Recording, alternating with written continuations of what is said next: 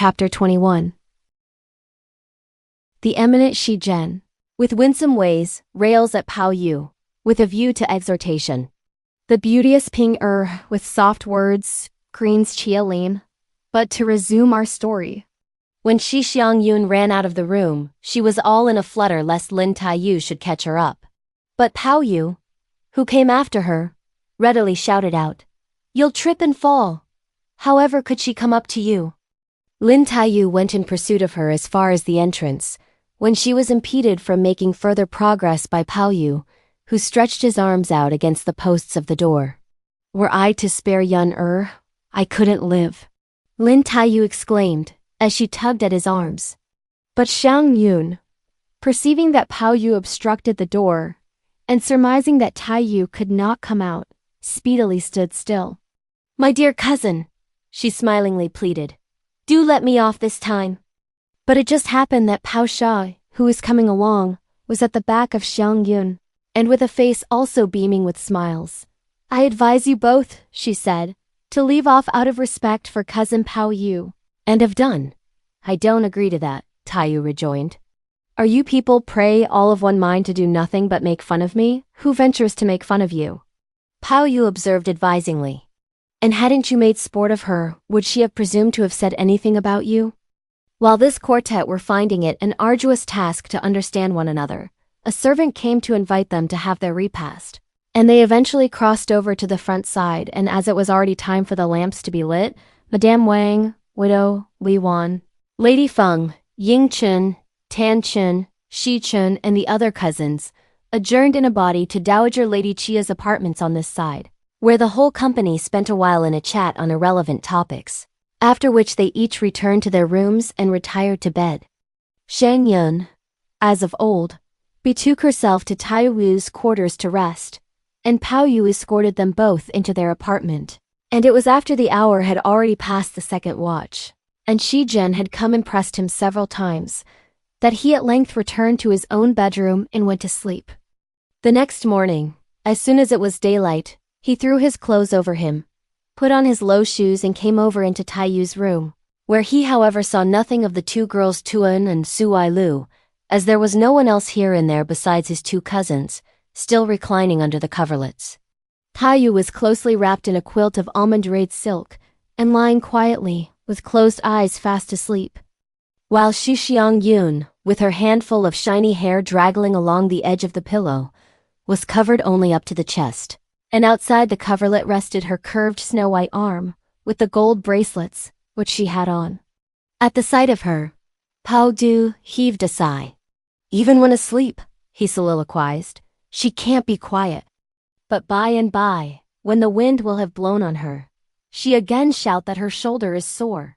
With these words he gently covered her, but Lin Daiyu had already awoke out of her sleep, and becoming aware that there was someone about, she promptly concluded that it must for a certainty be Pao-yü, and turning herself accordingly round, and discovering at a glance that the truth was not beyond her conjectures, she observed, "What have you run over to do at this early hour?" To which question Pao-yü replied, "Do you call this early? But get up and see for yourself." "First quit the room," Daiyu suggested, "and let us get up."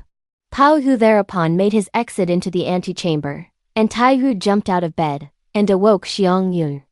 When both of them had put on their clothes, Pao-yü re-entered and took a seat by the side of the toilet table, whence he beheld Zhu Chuan and Xu Yin walk in and wait upon them, as they dressed their hair and performed their ablutions.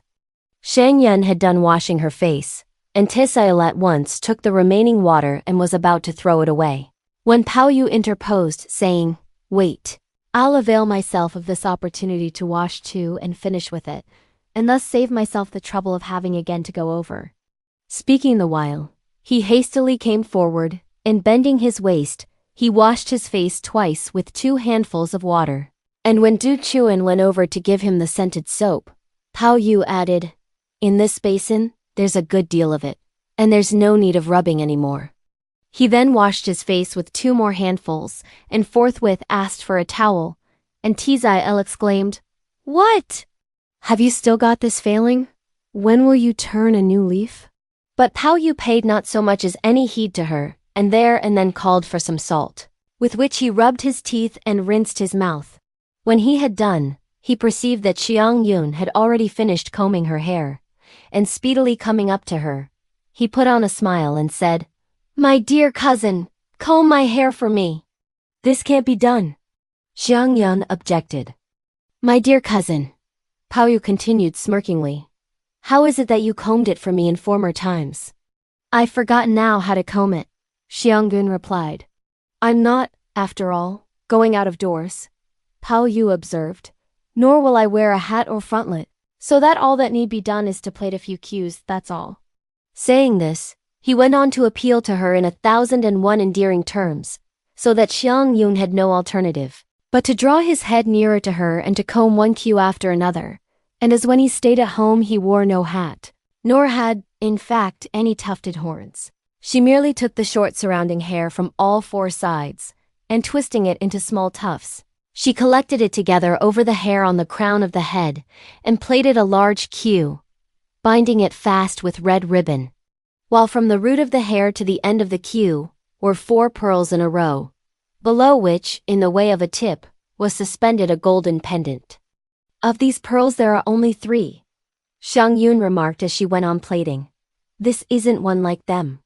I remember these were all of one kind, and how is it that there's one short?" "I've lost one," Pao-yü rejoined. "It must have dropped," Xiang Yun added, "when you went out of doors and been picked up by someone when you were off your guard. And he's now, instead of you, the richer for it. One can neither tell whether it has been really lost." Daiyu, who stood by, interposed, smiling the while sarcastically. "Nor could one say whether it hasn't been given away to someone to be mounted in some trinket or other and worn." Pao-yü made no reply, but set to work, seeing that the 2 sides of the dressing table were all full of toilet boxes and other such articles, taking up those that came under his hand and examining them. Grasping unawares a box of cosmetic, which was within his reach, he would have liked to have brought it to his lips, but he feared again lest Xiang Yun should chide him. While he was hesitating whether to do so or not, Xiang Yun, from behind, stretched forth her arm and gave him a smack which sent the cosmetic flying from his hand as she cried out, "You good-for-nothing! When will you mend those weaknesses of yours?" But hardly had she had time to complete this remark, when she caught sight of Hsi Jen walk in, who, upon perceiving this state of things, became aware that he was already combed and washed, and she felt constrained to go back and attend to her own coiffure and ablutions. But suddenly, she saw Baochiau come in and inquire, "Where's cousin Pao-yü gone?" "Do you mean to say," Hsi Jen insinuated with a sardonic smile, "that your cousin Pao-yü has leisure to stay at home?" When Baochiau heard these words, she inwardly comprehended her meaning, and when she further heard Hsi Jen remark with a sigh, "Cousins may well be on intimate terms, but they should also observe some sort of propriety. And they shouldn't night and day romp together. And no matter how people may tender advice, it's all like so much wind blowing past the ears." Pao-shi began, at these remarks, to cogitate within her mind, "May I not possibly have been mistaken in my estimation of this girl? For to listen to her words, she would really seem to have a certain amount of savoir-faire." Pao-shi thereupon took a seat on the stove couch and quietly, in the course of their conversation on one thing and another, she managed to ascertain her age, her native village and other such particulars, and then setting her mind diligently to put on the sly her conversation and mental capacity to the test, she discovered how deeply worthy she was to be respected and loved. But in a while Pao-yü arrived and Pao-shi at once quitted the apartment. "How is it," Pao-yü at once inquired, "that cousin Pao-shi was chatting along with you so lustily, and that as soon as she saw me enter, she promptly ran away?" Hsi Jen did not make any reply to his first question, and it was only when he had repeated it that Hsi Jen remarked, "Do you ask me? How can I know what goes on between you two?"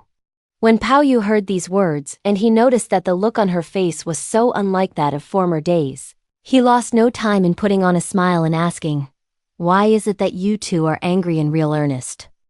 "How could I presume to get angry?" Hsi Jen rejoined, smiling indifferently.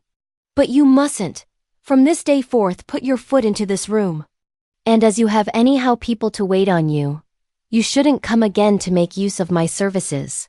For I mean to go and attend to our old mistress, as in days of old." With this remark still on her lips, she lay herself down on the stove couch and closed her eyes.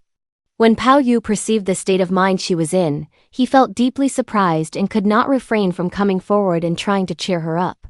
But Hsi Jen kept her eyes closed and paid no heed to him, so that Pao-yü was quite at a loss how to act. But espying Hsi Jen enter the room, he said with alacrity, "What's up with your sister?" "Do I know?" answered Hsi Jen. "Examine your own self and you'll readily know." After these words had been heard by Pao-yü, he gazed vacantly for some time, feeling the while very unhappy. But raising himself impetuously, "Well," he exclaimed, "if you don't notice me all right, I too will go to sleep." And as he spoke he got up, and, descending from the couch, he betook himself to his own bed and went to sleep. Hsi Jen, noticing that he had not budged for ever so long, and that he faintly snored, presumed that he must have fallen fast asleep, so she speedily rose to her feet, and, taking a wrapper, came over and covered him. But a sound of "who" reached her ear, as Pao-yü promptly threw it off, and once again closed his eyes and feigned sleep. Hsi Jen distinctly grasped his idea and, forthwith nodding her head, she smiled coldly. "You really needn't lose your temper. But from this time forth I'll become mute and not say one word to you. And what if I do?" Pao-yü could not restrain himself from rising. "What have I been up to again?" he asked, "that you're once more at me with your advice?" "As far as your advice goes, it's all well and good. But just now, without one word of counsel, you paid no heed to me when I came in, but, flying into a huff, you went to sleep. Nor could I make out what it was all about, and now here you are again maintaining that I'm angry. But when did I hear you, pray, give me a word of advice of any kind?" "Doesn't your mind yet see for itself?" Hsi Jen replied. "And do you still expect me to tell you?" While they were disputing, Dowager Lady Chia sent a servant to call him to his repast, and he thereupon crossed over to the front. But after he had hurriedly swallowed a few bowls of rice, he returned to his own apartment, where he discovered Hsi Jen reclining on the outer stove couch, while Hsi Yu was playing with the dominoes by her side. Pao-yü had been ever aware of the intimacy which existed between Hsi Yu and Hsi Jen, so that paying not the slightest notice to even Hsi Yu, he raised the soft portiere and straightway walked all alone into the inner apartment. Hsi Yu felt constrained to follow him in, but Pao-yü at once pushed her out, saying, "I don't venture to disturb you two." So that Hsi Yu had no alternative but to leave the room with a smiling countenance and to bid two young waiting maids go in. Pao-yü took hold of a book and read for a considerable time in a reclining position. But upon raising his head to ask for some tea, he caught sight of a couple of waiting maids standing below. The one of whom, slightly older than the other, was exceedingly winsome. "What's your name?" Pao-yü eagerly inquired. "I'm called Hui Xiang, Orchid Fragrance," that waiting maid rejoined simperingly. "Who gave you this name?" Pao-yü went on to ask. "I went originally under the name of Yun Xiang, Gum Sandarak," added Hui Xiang. "But Miss Hua, it was who changed it. You should really be called Hui Shi, Latent Fragrance.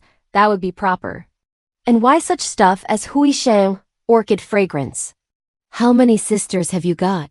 he further went on to ask of her. "4," replied Hui Xiang. "Which of them are you?"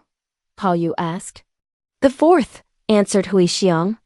"By and by you must be called Su-er, fourth child," Pao-yü suggested. "For there's no need for any such nonsense as Hui Xiang, Orchid Fragrance, or Lan Chi, Epidendrum, perfume. Closing parenthesis, which single girl deserves to be compared to all these flowers, without profaning pretty names and fine surnames?" As he uttered these words, he bade her give him some tea, which he drank. While Hsi Jen and Hsi Yu, who were in the outer apartment, had been listening for a long time, and laughing with compressed lips. Pao-yü did not, on this day, so much as put his foot outside the door of his room, but sat all alone sad and dejected, simply taking up his books, in order to dispel his melancholy fit, or diverting himself with his writing materials. While he did not even avail himself of the services of any of the family servants, but simply bade Su-er answer his calls. This Su-er was, who would have thought it, a girl gifted with matchless artfulness, and perceiving that Pao-yü had requisitioned her services, she speedily began to devise extreme ways and means to inveigle him. When evening came, and dinner was over, Pao-yu's eyes were scorching hot, and his ears burning from the effects of 2 cups of wine that he had taken. Had it been in past days, he would have now had Hsi Jen and her companions with him, and with all their good cheer and laughter, he would have been enjoying himself. But here was he, on this occasion, dull and forlorn, a solitary being, gazing at the lamp with an absolute lack of pleasure.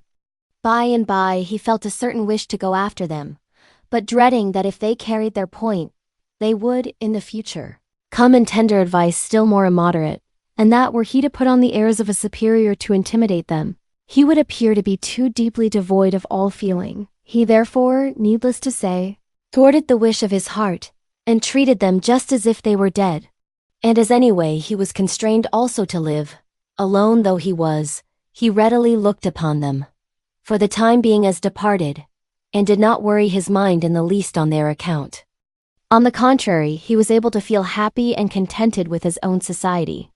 Hence it was that bidding P'ing Erh had trim the candles and brew the tea, he himself perused for a time the non-hu ching, and upon reaching the precept on thieves, given on some additional pages, the burden of which was, therefore by exterminating intuitive wisdom, and by discarding knowledge, highway robbers will cease to exist, and by taking off the jade, and by putting away the pearls, pilferers will not spring to existence.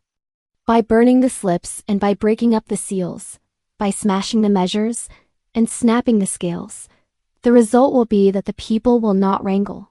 By abrogating to the utmost degree wise rules under the heavens, the people will at length be able to take part in deliberation. By putting to confusion the musical scale and destroying fifes and lutes, by deafening the ears of the blind Kwang, then, at last, will the human race in the world constrain his sense of hearing.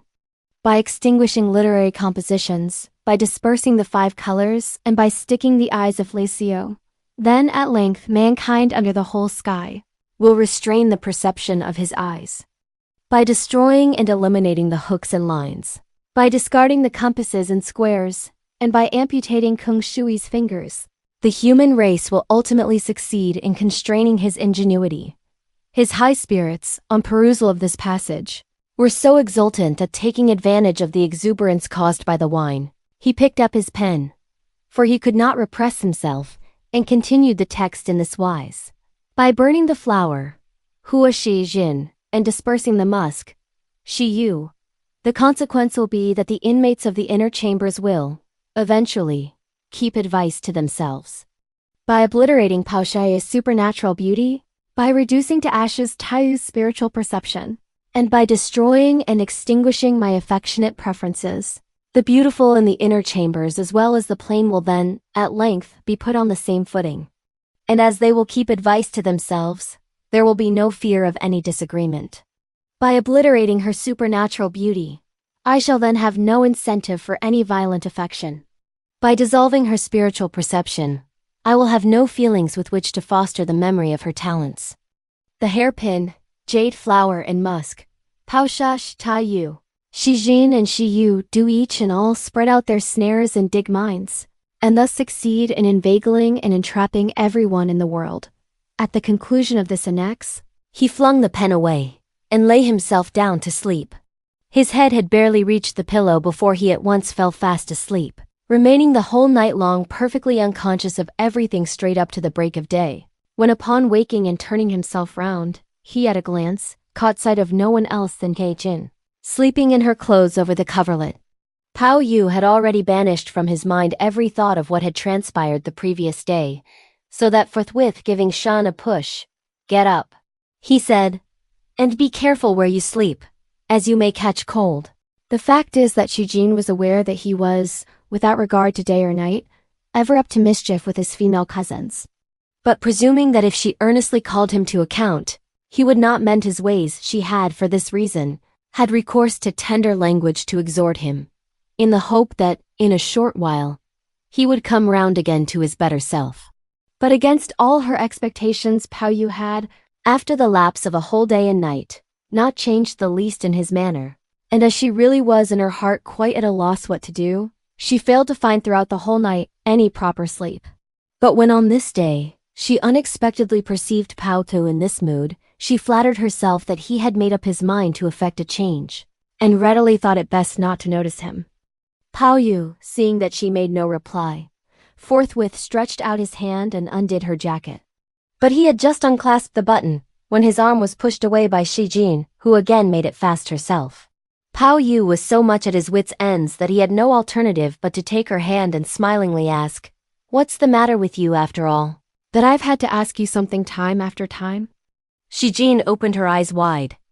"There's nothing really the matter with me," she observed. "But as you're awake, you surely had better be going over into the opposite room to comb your hair and wash.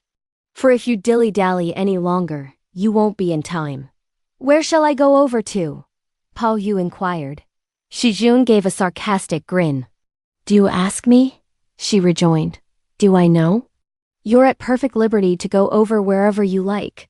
From this day forth you and I must part company so as to avoid fighting like cocks or brawling like geese, to the amusement of third parties.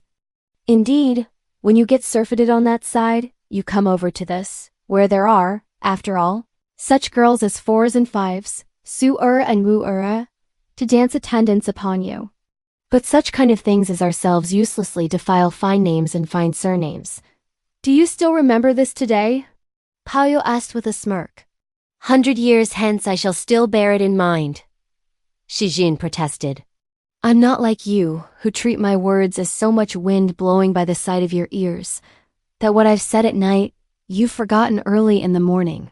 Pao-yü, perceiving what a seductive though angry air pervaded her face, found it difficult to repress his feelings, and speedily taking up from the side of the pillow a hairpin made of jade, he dashed it down, breaking it into two, exclaiming, "If I again don't listen to your words, may I fare like this hairpin."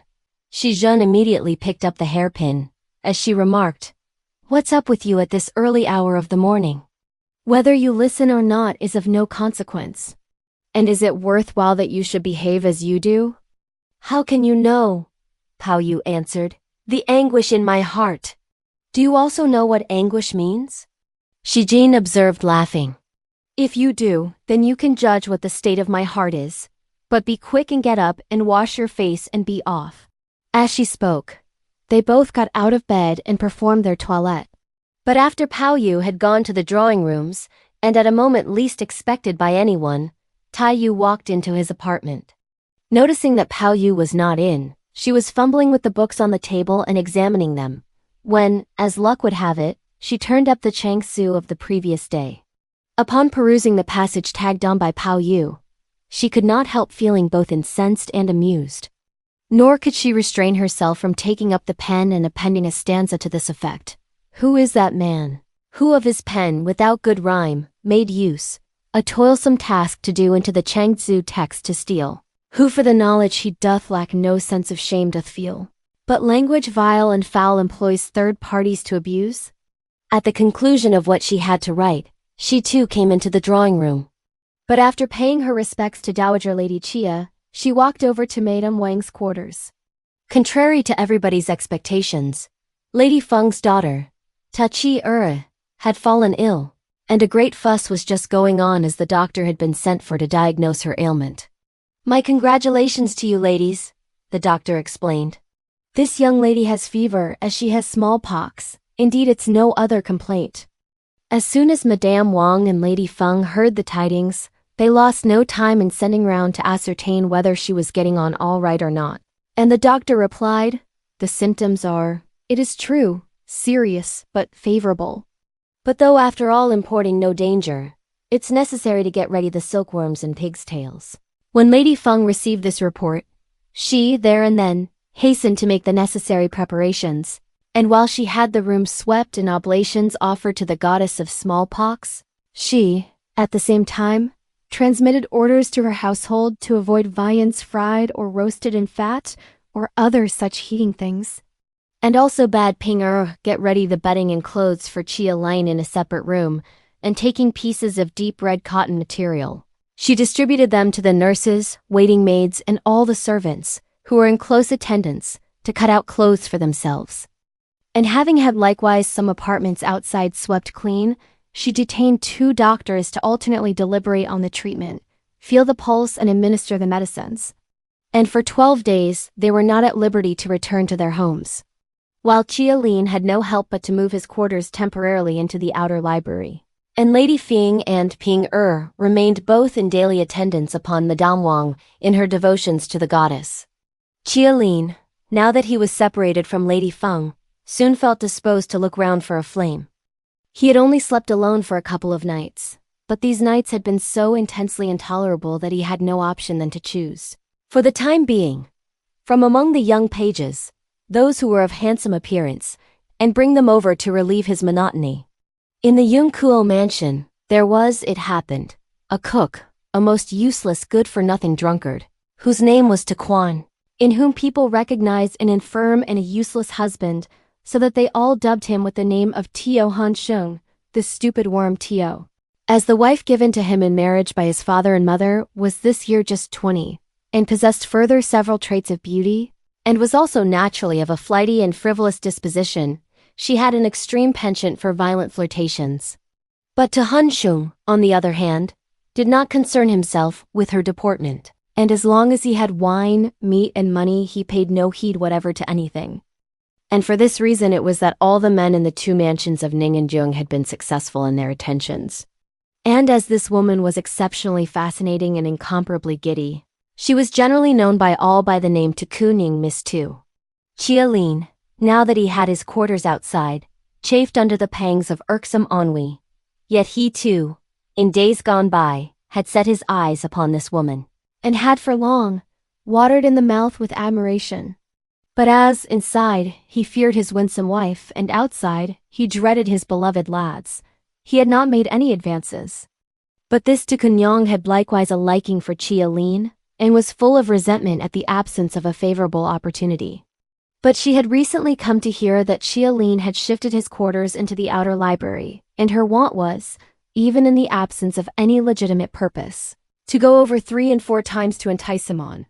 But though Chia Lien was in every respect like a rat smitten with hunger, he could not dispense with holding consultation with the young friends who enjoyed his confidence. And as he struck a bargain with them for a large amount of money in silks, how could they ever not have come to terms with him to speak on his behalf? Besides, they were all old friends of this woman, so that as soon as they conveyed the proposal, she willingly accepted it. When night came to, Han Sheng was lying on the couch in a state of drunkenness, and at the second watch, when everyone was quiet, Chia Lien at once slipped in, and they had their assignation. As soon as he gazed upon her face, he lost control over his senses, and without even one word of ordinary greeting or commonplace remark, they forthwith fervently indulged in a most endearing tete-a-tete. This woman possessed, who could have thought it, a strange natural charm. For, as soon as any one of her lovers came within any close distance of her, he speedily could not but notice that her very tendons and bones mollified, paralyzed like from feeling, so that his was the sensation of basking in a soft bower of love. What is more, her demonstrative ways and free and easy talk put even those of a born coquette to shame, with the result that while Chia Lien, at this time, longed to become heart and soul one with her, the woman designedly indulged in immodest innuendos. "Your daughter is at home," she insinuated in her recumbent position, "ill with the smallpox, and prayers are being offered to the goddess. And your duty too should be to abstain from love affairs for a couple of days, but on the contrary, by flirting with me, you've contaminated yourself. But you'd better be off at once from me here.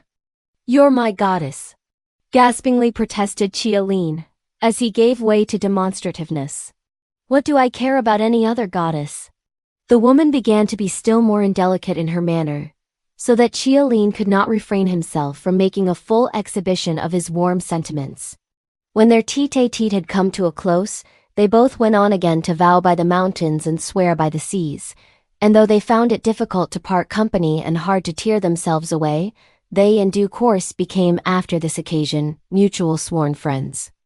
But by a certain day the virus in Tachi's system had become exhausted, and the spots subsided, and at the expiry of 12 days the goddess was removed, and the whole household offered sacrifices to heaven, worshipped the ancestors, paid their vows, burnt incense, exchanged congratulations, and distributed presents. And these formalities observed, Chia Lien once more moved back into his own bedroom and was reunited with Lady Feng. The proverb is indeed true which says that a new marriage is not equal to a long separation, for there ensued between them demonstrations of loving affection, still more numerous than heretofore, to which we need not, of course, refer with any minuteness. The next day, at an early hour, after Lady Feng had gone into the upper rooms, P'ing Erh set to work to put in order the clothes and bedding, which had been brought from outside, when, contrary to her expectation, a tress of hair fell out from inside the pillowcase, as she was intent upon shaking it. P'ing Erh understood its import, and taking at once the hair, she concealed it in her sleeve, and there and then came over into the room on this side, where she produced the hair and smirkingly asked Chia Lien, "What's this?" Chia Lien, at the sight of it, lost no time in making a snatch with the idea of depriving her of it. And when P'ing Erh speedily endeavored to run away, she was clutched by Chia Lien, who put her down on the stove couch, and came up to take it from her hand. "You heartless fellow!" P'ing Erh laughingly exclaimed. "I conceal this with every good purpose from her knowledge, and come to ask you about it, and you, on the contrary, fly into a rage. But wait till she comes back and I'll tell her, and we'll see what will happen." At these words, Chia Lien hastily forced a smile. "Dear girl," he entreated, "give it to me, and I won't venture again to fly into a passion." But hardly was this remark finished, when they heard the voice of Lady Feng penetrate into the room. As soon as it reached the ear of Chia Lien, he was at a loss whether it was better to let her go or to snatch it away, and kept on shouting, "My dear girl!" "Don't let her know." P'ing Erh at once rose to her feet. But Lady Feng had already entered the room, and she went on to bid P'ing Erh be quick and open a box and find a pattern for Madame Wang. P'ing Erh expressed her obedience with alacrity. But while in search of it, Lady Feng caught sight of Chia Lien, and suddenly remembering something, she hastened to ask P'ing Erh about it. "The other day," she observed, "some things were taken out, and have you brought them all in or not?" "I have." P'ing Erh assented. "Is there anything short or not?" Lady Feng inquired. "I've carefully looked at them," P'ing Erh added, "and haven't found even one single thing short." "Is there anything in excess?" Lady Feng went on to ascertain. P'ing Erh laughed. "It's enough," she rejoined, "that there's nothing short.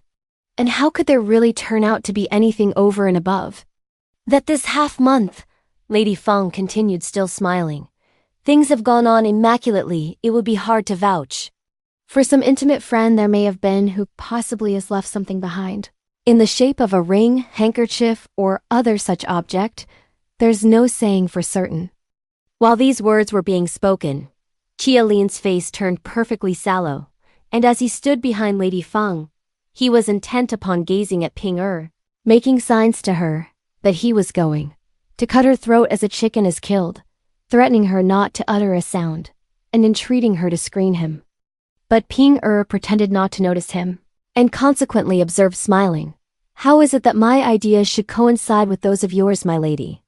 And as I suspected that there may have been something of the kind, I carefully searched all over, but I didn't find even so much as the slightest thing wrong. And if you don't believe me, my lady, you can search for your own self. "You fool!" Lady Feng laughed. "Had he any things of the sort, would he be likely to let you and I discover them?" With these words still on her lips, she took the patterns and went her way. Whereupon P'ing Erh pointed at her nose, and shook her head to and fro. "In this matter," she smiled, "how much you should be grateful to me." A remark which so delighted Chia Lien that his eyebrows distended, and his eyes smiled, and running over, he clasped her in his embrace, and called her promiscuously, "My darling, my pet, my own treasure." "This," observed P'ing Erh, with the tress in her hand, "will be my source of power during all my lifetime. If you treat me kindly, then well and good. But if you behave unkindly, then we'll at once produce this thing." "Do put it away, please," Chia Lien entreated smirkingly. "And don't, on any account, let her know about it." And as he uttered these words, he noticed that she was off her guard, and, with a snatch, readily grabbed it, adding laughingly, "In your hands, it would be a source of woe, so that it's better that I should burn it, and have done with it." Saying this, he simultaneously shoved it down the sides of his boot, while P'ing Erh shouted as she set her teeth close. "You wicked man! You crossed the river and then demolished the bridge. But do you imagine that I'll by and by again tell lies on your behalf?"